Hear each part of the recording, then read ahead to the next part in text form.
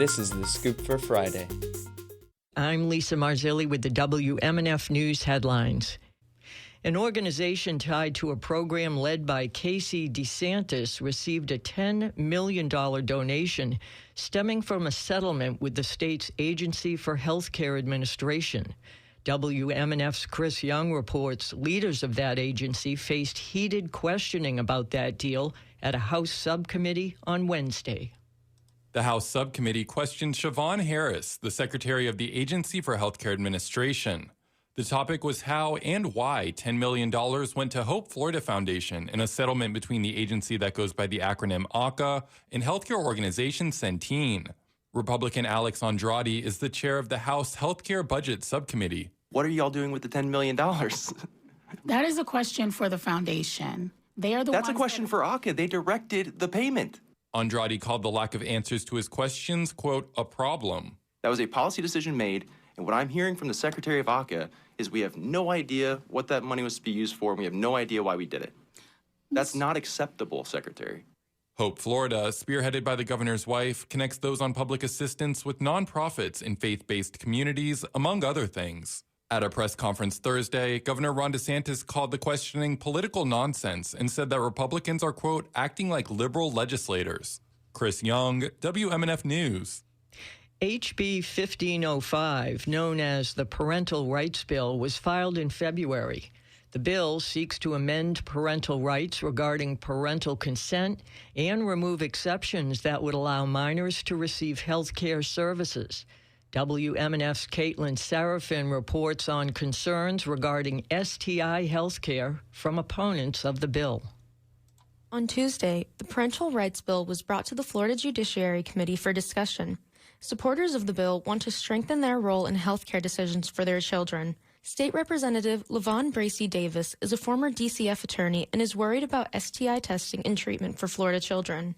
They can get tested for it and realize that they have it, but then they have to go back to that abusive parent to actually get treatment for it, especially if an investigation hasn't come to a head. That's problematic. And what that also says to me is that you may have children out there knowing that they have sexually transmitted diseases and not doing anything about it because they have to go to a parent. Again, problematic. This bill passed with 16 votes and still has 2 committee stops left before it takes action. However, amendments to the bill are still being considered. For WMNF News, I'm Caitlin Serafin. The Lakeland Ledger reports that a raw sewage spill in the southwest area of the city is substantially larger than first reported. The Florida Department of Environmental Protection determined Lakeland's wastewater force main break, discovered last year near Gateway Boulevard, spilled approximately 1.8 million gallons of raw sewage into the wetlands between January of 2020 and April of 24.